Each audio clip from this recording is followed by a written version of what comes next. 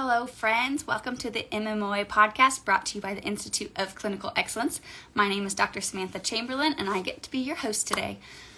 We are busy with courses all year, so MMOA Essential Foundations starts March 1st. So the next cohort of our online Essential Foundations course starts March 1st, which is sneaking up on us rapidly. February 18th, we're at Advanced Rehab and Sports Medicine in Illinois. And on March 4th, we're at Milwaukee at Onward. And then we have another doubleheader on March 11th with courses going on at in Lake Elmo, Minnesota, as well as at Force PT in Adventura, Florida. Hopefully I didn't completely say that wrong.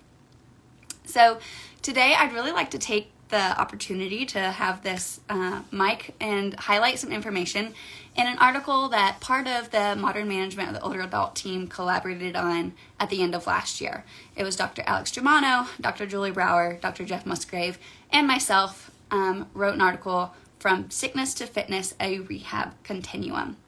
This article appeared in the November 2022 Jerry Notes.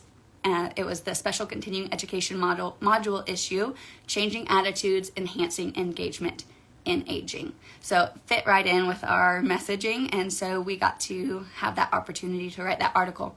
So we completed this article with a specific patient situation in mind and led the reader through the patient's journey from the acute care setting all the way up to community fitness. And I, of course, am not going to sit here and read this article to you. You can find that. But I would like to highlight 2 points. The first is an example of the highlighter method.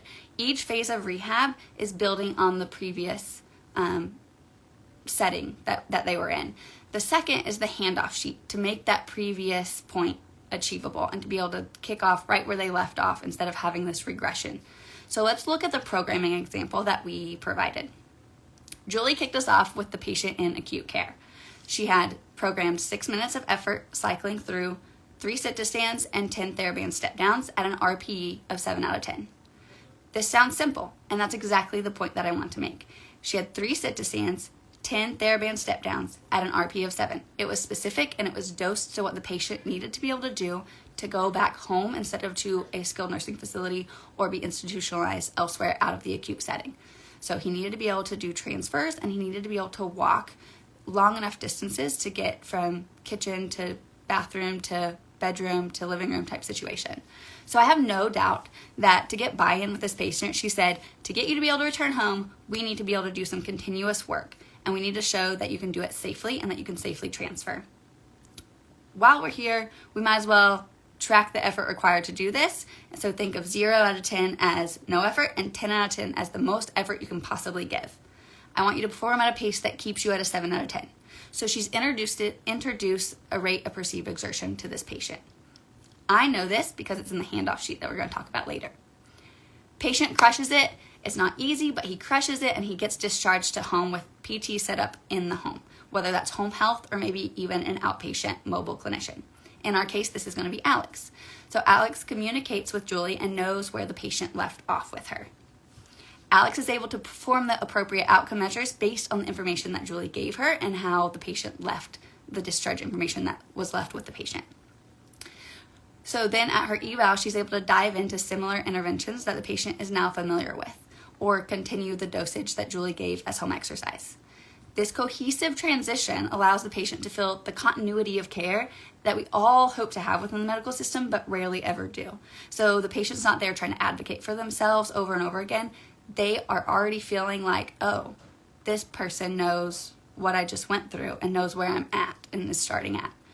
Yes, we still need to gather that subjective information, but if you're speaking the same language, it's going to go so far for this patient.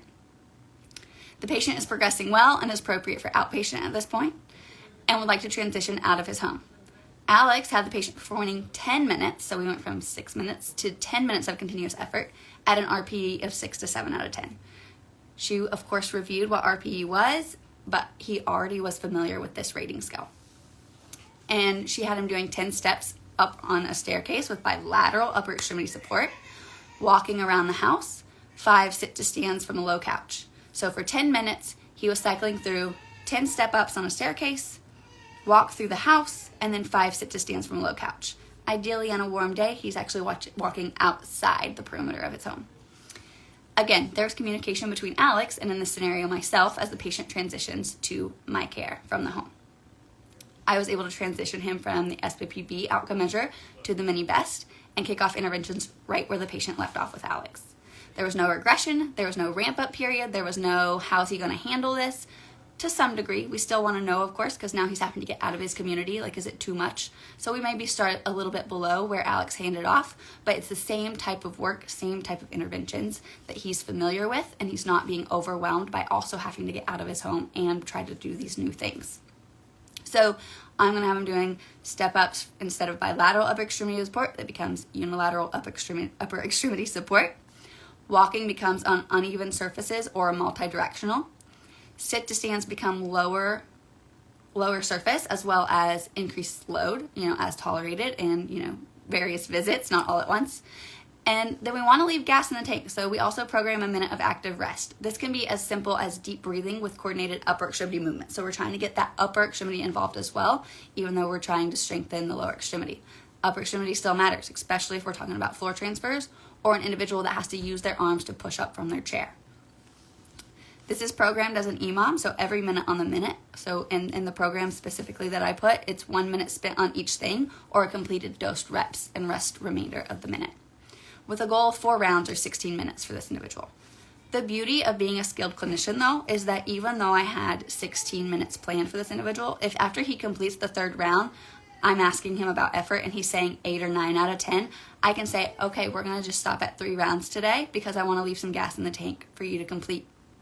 Get back in your home, complete task around the house, and then maybe, so we're talking about 12 to 16 minutes of his day, so maybe I'm going to work on floor transfers after the fact, or maybe I worked on them beforehand, and so that's why he's a little bit more worn out, just depending on what those goals are, where we need to see his capability after fatigue, and you can kind of dose that as appropriate. One visit, you might try the harder stuff of floor transfers first to make sure that he has the capability to do it. And then you might layer in that endurance aspect of doing it at the end at another visit to see what he's capable of after completing some work. So multiple ways to dose this. The patient is doing very well at this point. He's approaching a level that's better than before he landed in the hospital, which is absolutely the goal. We don't want him to be in the hospital again.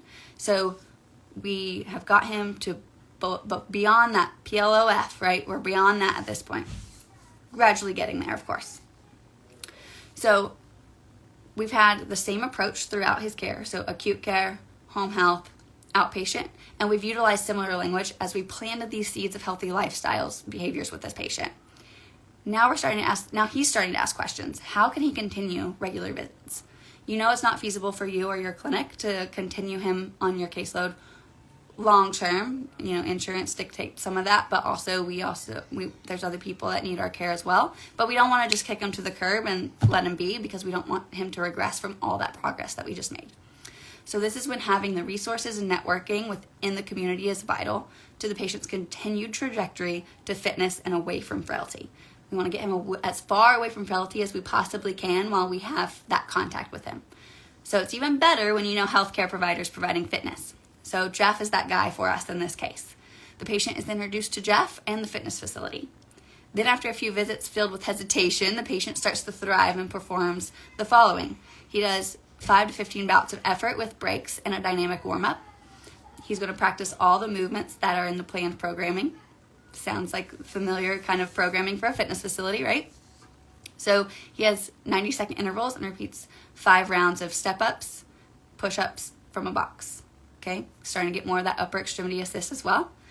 And then he has a 12-minute continuous effort workout. 6 air squats, 12 jumping jacks, 24 marches with eyes closed. So that marches with eyes closed is less, impacting or less, strain on this individual. But it's also very taxing cognitively because he's having to focus on balance with his eyes closed.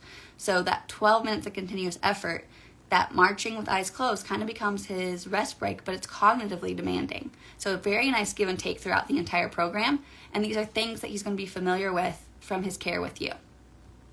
At this point, the patient is working towards reserve and resiliency. Making trips to the hospital much less likely and much less abundant is the goal, of course, and keeping him from becoming homebound or institutionalized, which is what we all want to avoid doing.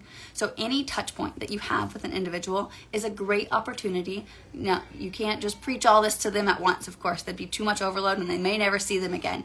But just planting those little seeds, putting a little drop in their bucket, putting those thought worms in of why fitness and why lifestyle behaviors matter so much, getting good sleep, getting good nutrition, meditating, being mindful, and getting the correct doses of resistance training as well as aerobic training is going to be so impactful for them and help them really enjoy the duration of their life as opposed to being in and out of hospitals.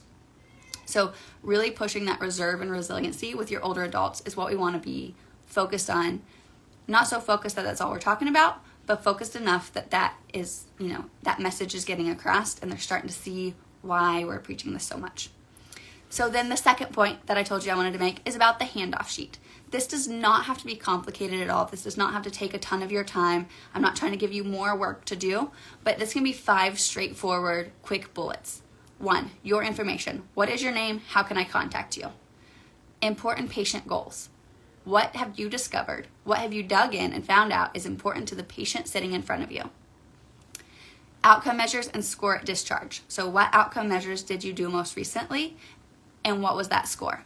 So you're saving me some work and you're helping that patient skip a step if they need to move on to the next outcome measure if they're filling out the last one that you did.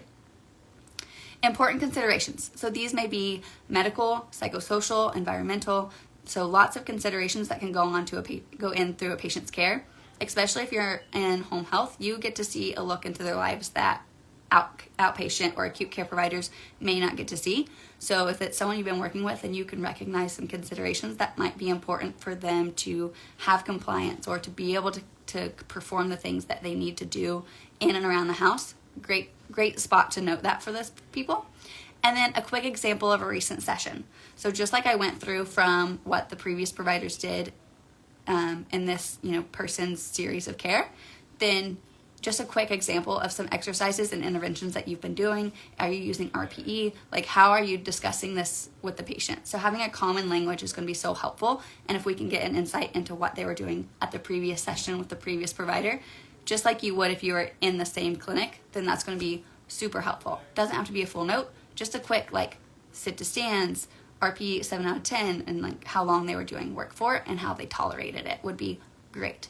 Super quick sheet, 1 page, knock out those bullet points, hand it off to your patient and say, hey, give this to your next provider. This will help you be able to continue the progress that you've made with us, and then you'll be able to continue thriving with what you're wanting to do and reach those goals that are so meaningful to you.